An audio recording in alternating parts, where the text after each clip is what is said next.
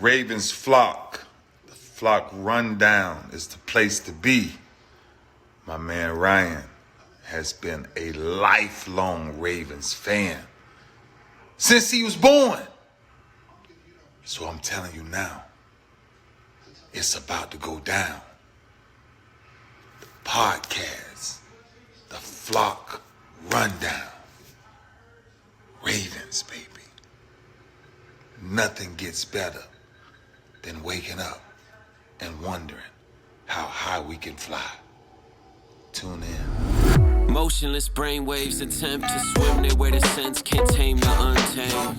I appreciate you, Ray. What's up, Ravens fans? My name is Ryan. Welcome to another episode of the Flock Rundown. Today we're getting into Tony Jefferson retiring, but how he's not going too far from the organization. Shout out to Tony Jefferson, man, rocking a jersey today. Big fan of Tony Jefferson. Undrafted guy out of Oklahoma, made his way onto the Arizona Cardinals roster, showed out for them, ended up getting a 4-year, $36 million deal in 2017 with the Baltimore Ravens. 4-year, $36 million sounds like nothing right now. I don't know why, but I remember at the time that was like the top safety signing. I don't know if he was the top safety in dollar value, but I remember when that signing went through, he was the top safety on the market. So it's kind of like us going out and getting Marcus Williams. But in 2017, it just shows you where the contracts were for safeties especially. 4-year, $36 million is kind of a smaller deal now. But shout out to Tony Jefferson, man. That's a life-changing amount of money. Going undrafted from Oklahoma. He honestly should have never even went undrafted. If you followed his story at all, he kind of got hurt, ended up running a slow 40 and not having a good combine. And then he went undrafted because he was banged up. That happens to so many guys, so many talented guys that just get overlooked. That's how these undrafted guys can make a name for themselves in the league, and he's just another prime example of that. I've always been a huge fan of Tony Jefferson since we signed him. Even before we signed him, like I respected his game.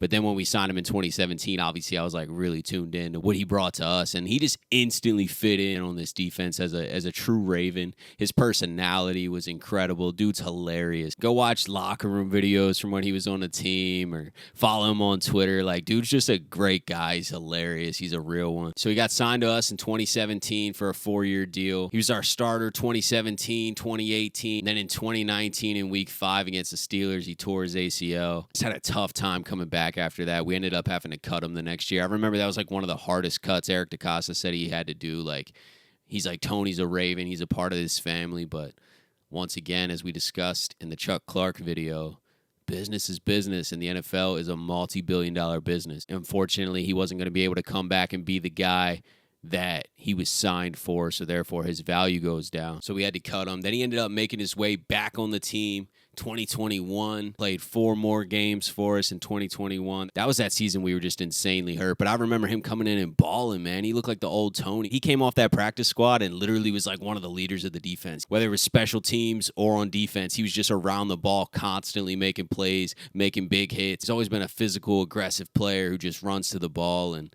you gotta love that, man. You know, that's old school football, and he brings that. He's a true Raven. So he played in 2021. Was on the team again in the beginning of 2022, but didn't end up making the final 53-man roster. Got picked up by the Giants in 2022, played for them for that season. Now he's hanging it up. They announced today that he's officially retired. But the great news is the Ravens are taking care of another one. Now he's joining the Ravens scouting department. I just love former players getting opportunities by their teams to further their career somewhere else. Just because you're not on the field anymore doesn't mean that you can't work around football. I'm sure that's all Tony wants to do is be around football. So now he gets to go scout, watch a lot of film, go to colleges, end up finding future Ravens, man. You know, he knows what it's like to be a Raven. So that's what's beautiful about it. You get a player that knows the culture inside and out and embodied the culture. He lived that culture. Tony Jefferson is a Raven for life.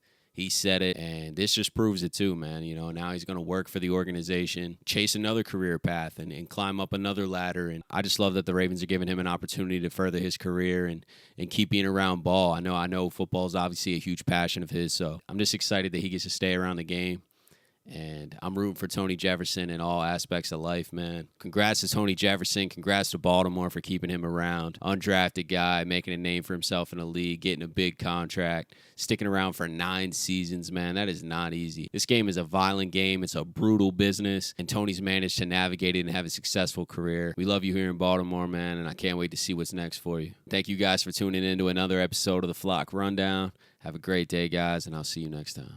Motionless brainwaves attempt to swim their way to sense, can't tame the untamed.